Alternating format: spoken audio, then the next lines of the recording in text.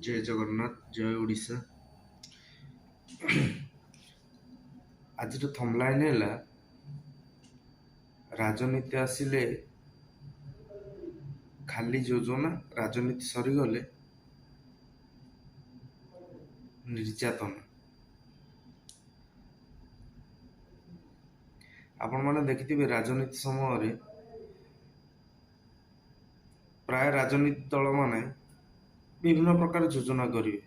घर दबु, घोड़ा दबु, माने जमदी पंचायत मानकरे आजिकली करूछंती गोटे पिठा योजना, कालिया योजना, विभिन्न प्रकार योजना करिवे। किंतु राजनीति सरीगला पर आपण मानकर से योजना रे देइथिबे जो अर्थ राशि से माने टाणीबा पई तांकर लागिजिबे। खाली दुर्नीति करिवे केमिति। आमे तो जीती गलु, राजा है गलु, या पर आमे जहा कहबु से या लोक माने जेहेतु आमे देइचु टंकाटा देइचु माने 5 टका टाणीबु।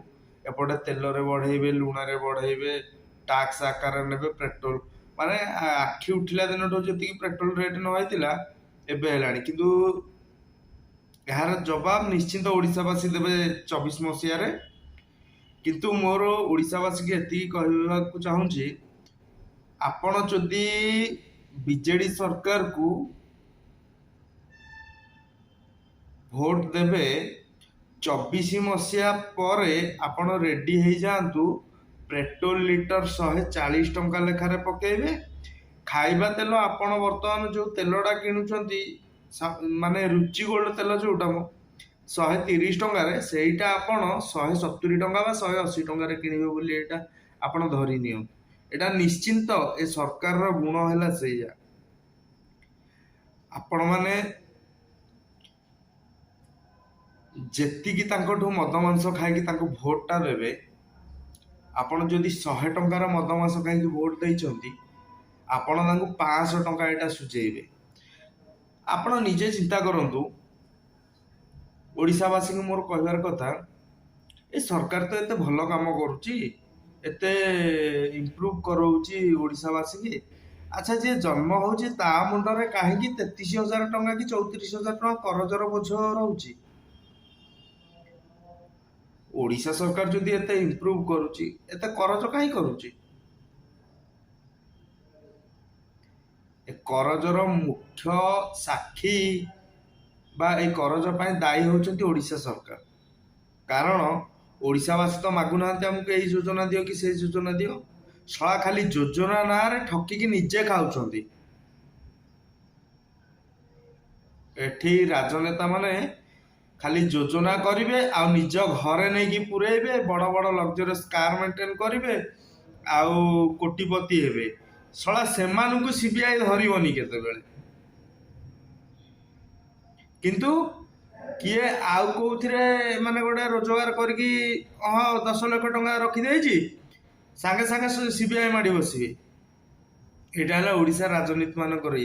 कारण एठी नेता मंत्री चाहते आमे केवल बड़ लोक हबु, केही लोक बड़ लोक हुंतनी, आमर नेहे नेहे हुंतु, आम पाखरे आसिक अळी करंतु, आम गोड़ हाथ धरंतु, आम गोड़ धरिक मुंडा। सला भगवान सतिका तम माने तुमको सला लोक को तमे आसिकी मासे 15 दिन भोट मागिकी जीति जीव।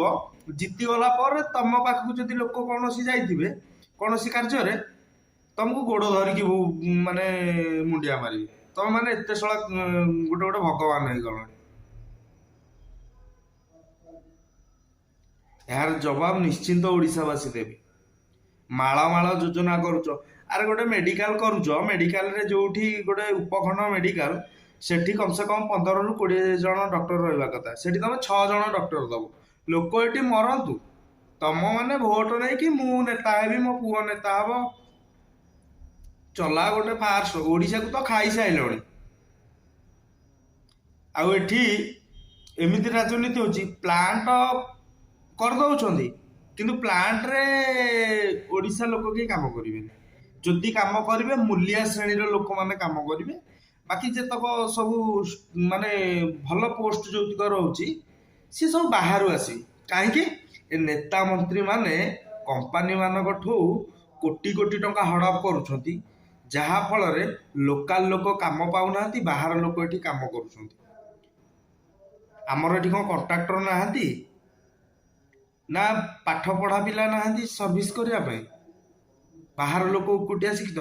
ଆରେ ଓଡ଼ିଶାରେ ପା ପ୍ରତ୍ୟେକ ବର୍ଷ ଶଳା ଲକ୍ଷ ଲକ୍ଷ ଟଙ୍କା ଲକ୍ଷ ଲକ୍ଷ ପିଲା ଶିକ୍ଷିତ ବାହାରୁଛନ୍ତି, ସବୁ ବେକାରୀ ହେଇକି ବୁଲୁଛନ୍ତି।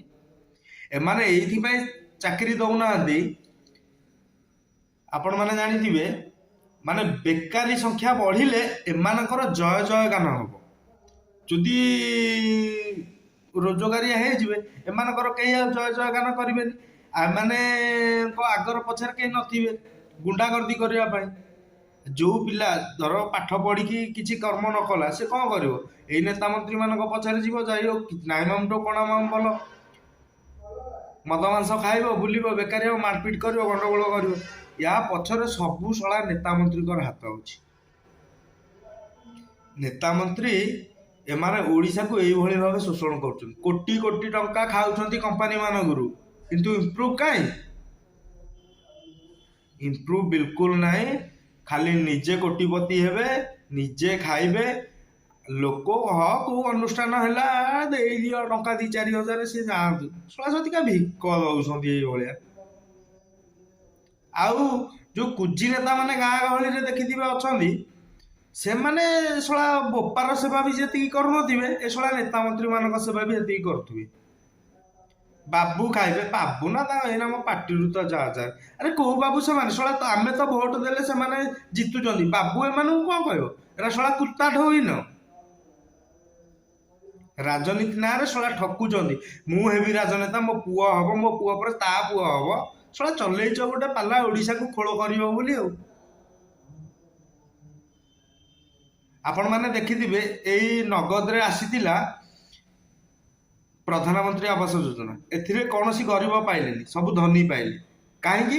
ଧନୀ ଲୋକମାନେ ଏଇ ରାଜନେତା ମାନଙ୍କୁ ସାହାଯ୍ୟ କରିଥିଲେ। ଏବେ ଦେଖିବେ କିଛି ଦିନ ପରେ, ମାନେ 4 ବର୍ଷ ହେଲା କିଛି ହଉନଥିଲା, ଚାକିରି ବାହାରୁ ନଥିଲା, କିଛି ପୋଷ୍ଟ ବାହାରୁନଥିଲା। ଯେମିତି ମାନେ ରାଜନୀତି ପାଖେଇ ଆସୁଛି, ସେମାନଙ୍କର ଚାକିରି ପୋଷ୍ଟିଂ ବାହାରୁଛି। କାହିଁକି ଦେଖିବା କହିଲେ ଆଜ୍ଞା? ଇଏ ଚାକିରି ବାହାର କରିବେ ପୋଷ୍ଟ, କିନ୍ତୁ କେହି ଶିକ୍ଷିତ ପାଇବେନି, ଏଥିରେ ମୂର୍ଖ ପାଇବେ ଆଉ ପଇସା ଦେଇକି ପାଇବେ। ଏଇ ରାଜନେତା ମାନେ ଖେଳ କରୁଛନ୍ତି ପଇସା ନେଇକି, ଯାହା ଫଳରେ ଏଇ ପଇସା ନେଲେ ସେମାନେ ଇଲେକ୍ସନରେ ଲଗେଇବା ପାଇଁ। ଆପଣ ଦେଖିବେ ଏବେ ଯୋଉ ପୋଷ୍ଟ ଗୁଡ଼ା ବାହାରୁଛି, ଧର 1000 ପୋଷ୍ଟ ବାହାରିଲା, 200 ଜଣ ଯଦି ପାଠ ପଢ଼ିକି ଚାକିରି କରିଥିବେ, 800 ଜଣ ପଇସା ଦେଇକି ମାନେ ଚାକିରି କରିବେ। ଏଇଭଳିଆ ରାଜନୀତି ଓଡ଼ିଶାରେ। ମୋର କହିବା କଥା ଓଡ଼ିଶାବାସୀକି, ଆପଣମାନେ ସଚେତନ ହୁଅନ୍ତୁ, ଠିକ ଲୋକକୁ ଭୋଟ ଦିଅନ୍ତୁ। ଓଡ଼ିଶାକୁ କିଭଳି ଡେଭଲପମେଣ୍ଟ କରିବେ, ଏଟା ଆପଣଙ୍କ ହାତର କାମ। ରହିଲି। ଭିଡ଼ିଓଟି ଯଦି ଭଲ ଲାଗିଥିବ ଲାଇକ୍ କରିବେ, ସେୟାର କରିବେ, ସବସ୍କ୍ରାଇବ କରିବେ। ଜୟ ଜଗନ୍ନାଥ, ଜୟ ଓଡ଼ିଶା।